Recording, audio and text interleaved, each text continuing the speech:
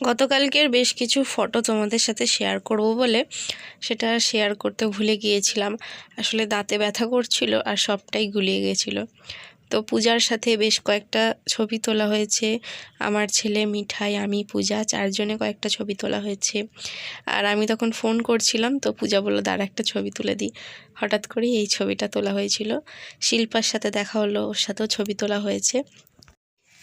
তো এই ডকুমেন্টসগুলো গোছাতে গোছাতে হঠাৎ আমার ছেলের মুখে ভাতের ছবিগুলো চলে এলো। তো ভাবলাম তোমাদের সাথে একটু চলো শেয়ার করি ছবিগুলো। অল্প কটাই ছবি আর একটা ভিডিও ক্যাসেট করা রয়েছে। তো এইটা হচ্ছে এই যে চুল কাটার আগে একটা এমনি ক্যাজুয়াল জামাই তখন পরিয়ে দিয়েছিলাম, চুল কাটবে যেহেতু। এই যেটা হচ্ছে আমার মা, ঠিক আছে। এরপরে এই যে চুল কাটছে, এটা আমার ননদ ছিল। আর এটা হচ্ছে আমার মা ধরেছিল। আমার হাতে না নোংরা না, এটা হচ্ছে নেল পলিশ, ঠিক আছে। আচ্ছা, তারপরে এই দেখো, এটা হচ্ছে স্নান করতে যাবে, গামছা পরে আছে আর কি। এটা আমার ননদ ঠাকুরমশাই। এটা হচ্ছে আমার ভাসুর। তো আমার ভাসুর হচ্ছে নান্নি মুখে বসেছিল, আর আমার হাজব্যান্ড তো চারিদিকে কাজে ব্যস্ত ছিল প্রচণ্ড। এই দেখো, আগে আমাদের এই ফ্রিজটা ছিল, এই ফ্রিজটা খারাপ হয়ে গেছে, ফ্যানে বিক্রি করে দেওয়া হয়ে গেছে। এটা আগে ছিল, ঠিক আছে। এটা হচ্ছে আমাদের বাইরেটা। তখন আমাদের বাইরে মানে এখন যে চৌকিটা আছে ওটা বাইরে ছিল না, বাইরেটা পুরো ফাঁকা ছিল। আর ওই চৌকিটা আমাদের ঘরে ছিল, তখন আমাদের খাট কেনা হয়নি।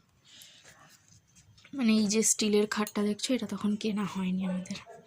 আচ্ছা, তারপর হচ্ছে এই যে স্নান করে আসার পরে এই যে এই ছবিটা তোলা হয়েছে। তারপরে এই যে আমার বাবা, এটা আমার বাবা, এটা আমার ননদের বড় মেয়ে, এটা হচ্ছে মনীষা। পেছনে আমার মা বসেছিল, আর এটা আমি বসেছিলাম আয়ুষকে নিয়ে। সামনে দিকে দেখাই, দেখো আমি তখন অনেকটা রোগা হয়ে গিয়েছিলাম। আর আমাদের ঘরটা রং করেছিলাম, মানে কিছুদিন আগে রং করেছিলাম। ঘরটা যেন বেশ ভালো লাগছে দেখতে।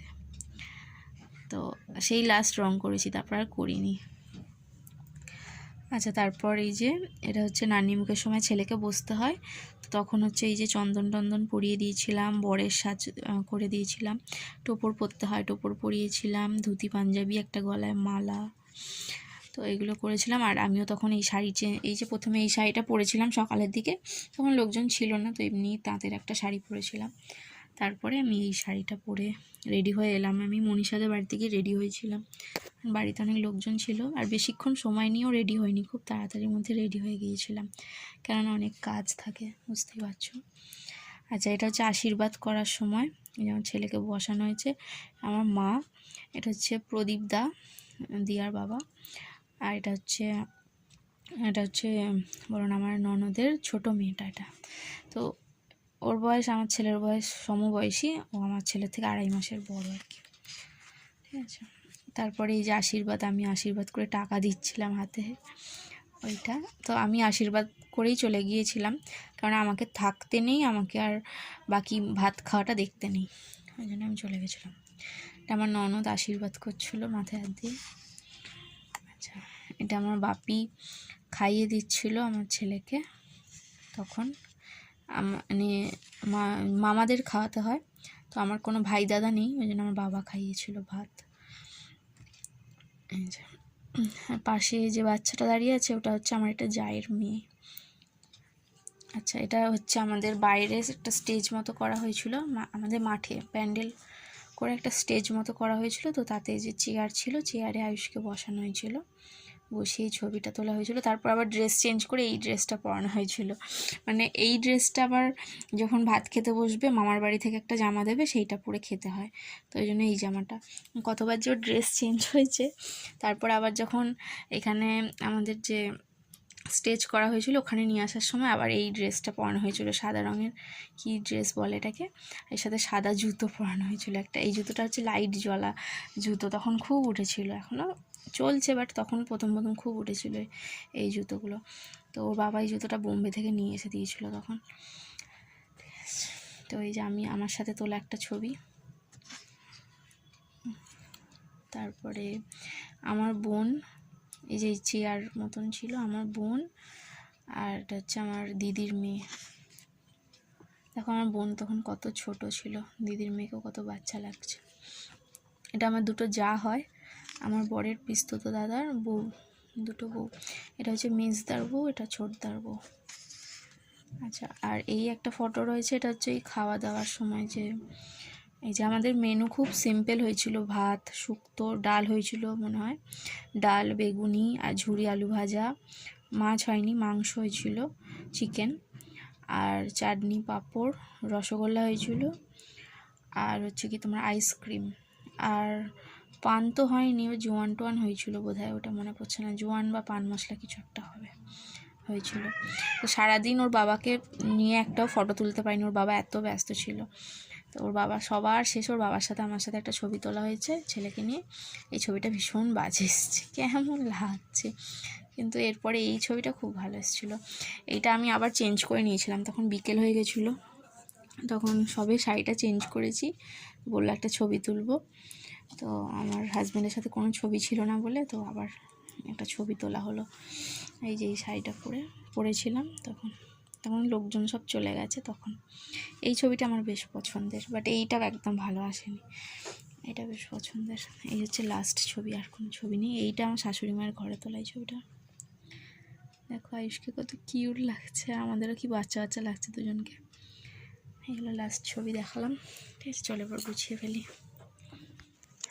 এতক্ষণ তোমরা যে ভিডিওটা দেখছিলে ওইটা আমি যখন ব্লগ দিচ্ছিলাম না তখন একদিন আর কি ওইটা আমি শ্যুট করে রেখেছিলাম, সেটা আজকের ব্লগে ঢুকিয়ে দিলাম। আর এখন যে ভিডিওটা দেখছো এটা হচ্ছে আজকে হচ্ছে শনিবার। তো ম্যাডাম আসতে বলেছিল অনেক করে, কেননা আলপনার দায়িত্বটা আমি নিয়েছিলাম।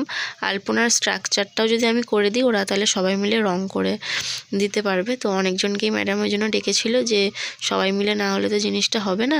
আমি মোটামুটি স্ট্রাকচার অনেকটা এঁকে দিয়েছি। ধরো এইদিকে স্ট্রাকচারটা ওই যে দেখো ওরা রং করছে, এটা এঁকে দিয়েছি, চক পেন্সিল দিয়ে এঁকে দিয়েছি দেখো।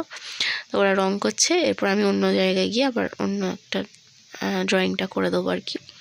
আর এখানে চপ মুড়ি খাওয়া হচ্ছে, ম্যাডাম আমাদের সবাইকে টিফিন আনতে বারণ করেছিল, আমাদের যেতে দেরি হবে, টিফিন তো খেতেই হবে।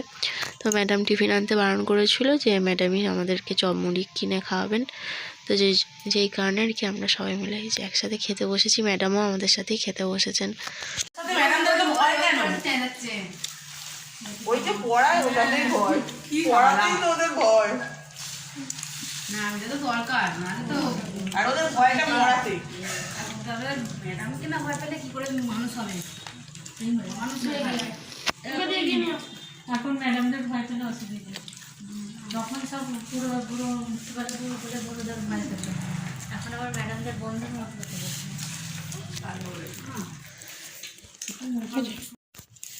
এই দেখো এইখানে একজন রং করছে, এগুলো আগের দিন কমপ্লিট হয়েছিল প্রত্যেকটা গেটের সামনে। আর এখানে একটা হাঁস আঁকা হয়েছে আর বীণা আঁকা হয়েছে, আর সিঁড়িতে এখানে পুরোটা বীণা আঁকা হয়েছে, যেহেতু সরস্বতী পুজো তো পুরোটা বীণা আঁকা হয়েছে। আর আমার না হাঁসটা খুব পছন্দ হয়েছে, নিজেই এঁকে দিয়েছি হাঁসটা, রং করেছে অন্য একজন, কিন্তু নিজেই এঁকেছি। বাট হাঁসটা আমি খুব সুন্দর এঁকেছি গো, নিজের আঁকা নিজেই প্রশংসা করছি। অন্য এত কিছু আমি এঁকেছি বা ড্রয়িং করে দিয়েছি, বাট আমার নিজের হাঁসটা খুব পছন্দ হয়েছে। তোমাদেরকে আরও একবার দেখাচ্ছি, সামনেটা ওয়েলকাম লিখে দিয়েছি। তো রঙগুলো ওরাই সব করেছে, আমি সেরকম রং করিনি। এই যে দেখো, আর এই যে রঙটা করেছে এটা যে করেছে সেও খুব ভালো করেছে। তবে অন্যান্য যত ড্রয়িংই আমি করেছি কিনা তার থেকে সব থেকে বেশি আমার পছন্দ হয়েছে আমি হাঁসটা যেন বড্ড সুন্দর লাগছে দেখতে। দেখো তো যে রং করেছে দেখো রংটাও খুব সুন্দর করে দিয়েছে। তো এটা হচ্ছে আমাদের স্কুলের একজন স্যার আইডিয়া দিয়েছেন, তো ওনার কথা মতনই এই হাঁস আর বীণাটা করা হয়েছে। সিঁড়িতে যে বীণাগুলো করা হয়েছে সেটা ওনার কথাতেই করা হয়েছে। আর এরপর দেখো সামনেটা আগের দিন কিছুটা দেখেছিলে, আজকে বাকিটা হলো এই যে বীণা, এগুলো সমস্ত আমি চক পেন্সিল দিয়ে এঁকে দিয়েছিলাম, ওরা রং করেছে। এখানে আমাদের স্কুলের সমস্ত মেডেল টেডেল সাজানো হয়েছে, আরও কিছু সাজানো হয়েছে, বাচ্চাদের ছবি আঁকা যেগুলো কিনা সাজানো হয়েছে, ওটা আমি পরের দিনকের ব্লগে তোমাদেরকে দেখাবো, আজকে দেখানো হয়নি। তো সিঁড়ির একদম ওপরের দিকের এইগুলো একটু বাকি ছিল, তো এইগুলো হচ্ছে আমি চক দিয়ে আর কি এঁকে দিচ্ছি। আর রঙটা আমি একজনকে দেখিয়ে দিচ্ছি যে একটু সরু করে রঙটা এরমভাবে করবে। তো তো সে করছে। তো এবার বলি আমি খুব একটা বেশি অভিজ্ঞ নই, তবে মোটামুটি পারি, আমি সব কিছুই পারি, মোটামুটি পারি। ধরো নাচ করতেও পারি, মোটামুটি পারি, এই আঁকতেও পারি, মোটামুটি পারি, যে খুব ভালো পারি তা না। ওই মানে কাজ চলে যাওয়ার মতন পারি, সেরকমই করছি, যে খুব অভিজ্ঞ বা সেরকম কিছু ভেবো না, সেরকম কিছু না। তো যাই হোক মোটামুটি চেষ্টা করছি। এই যে এখানে এই বিনাগুলো করা হয়েছে। তোমাদের আমার কোন ড্রয়িংটা বেশি ভালো লেগেছে তোমরা জানিও, ঠিক আছে? আর এগুলো কিন্তু সবটা যে আমার ক্রেডিট তাও নয়, সবাই একসাথে না হলে কিন্তু এই কাজগুলো কখনোই সম্পূর্ণ হতো না। আমরা অনেক মায়েরা মিলে কাজ করছিলাম। এই ধরো আমরা কয়েকজন এইখানে করছি, আবার কিছুজন গেটের সামনে করছে, কিছুজন ঠাকুরের সামনে করছে। ম্যাডামও আমাদের হাতে হাতে অনেক কাজ করে দিয়েছে, ম্যাডামও কিছু ড্রয়িং চক পেন্সিল দিয়ে এঁকে দিয়েছিল। এরকমভাবেই আর কি হয়েছে, বেশ মজা হয়েছে। তবে আজকে বাড়ি যেতে বড্ড লেট হয়েছে, 4:40-এ বাড়ি পৌঁছেছি। তো বাড়িতে গিয়েই আয়ুষকে আর কি পড়তে পাঠিয়ে দিয়েছিলাম, ও বাড়িতেই ওকে রেখে এসেছি, ওর শরীরটা ভালো ছিল না বলে ওকে নিয়ে আসিনি। প্রথমে ভেবেছিলাম ওকে অন্নপূর্ণা স্কুলে পাঠিয়ে আমি চলে আসবো, বাট ওর শরীর ভালো ছিল না, যেই কারণে ওকে আমি স্কুলেও পাঠাইনি বা এখানেও নিয়ে আসিনি, একেবারে বাড়িতেই রেখে এসেছি। বাড়িতে থাকলে একটু রেস্টে থাকবে, ঠিক সময় একটু ভাতটা খাওয়া হয়ে যাবে, যেই কারণে। তো সন্ধেবেলা আবার একটু বেরিয়েছিলাম আমি, আমার এই স্কুলে যে যাই তার জুতোটা খারাপ হয়ে গেছে, যেই কারণে ভাবলাম একটা জুতো কিনি। এই জুতোটা বেশি দাম নেয়নি, 100 টাকা নিয়েছে, দেখি কতদিন চলে, ঠিক আছে? আর সরস্বতী পুজোতে একটু তো বেরোতে হবে, আমার হিল জুতো পরে পায়ে খুব বাজেভাবে ফোস্কা পড়েছে, তো ওই জন্য এমন একটা জুতো কিনতে হবে যেটাতে কিনা আমার পায়ের ফোস্কাটা লাগবে না। পায়ে ফোস্কা পড়ে না একদম রক্ত বেরিয়ে গেছে, জানো তো? তো এই জুতোটা আমার পায়ে যে ফোস্কাটা পড়েছে তাতে আমার কোনো আঘাত লাগবে না, যেই কারণে এই জুতোটা কিনলাম। এটা সরস্বতী পুজোর দিন যখন বেরোবো তো তখন এইটা আমি পরবো। কেমন হয়েছে দুটো জুতো জানিও, বেশি দামি জুতো নয়।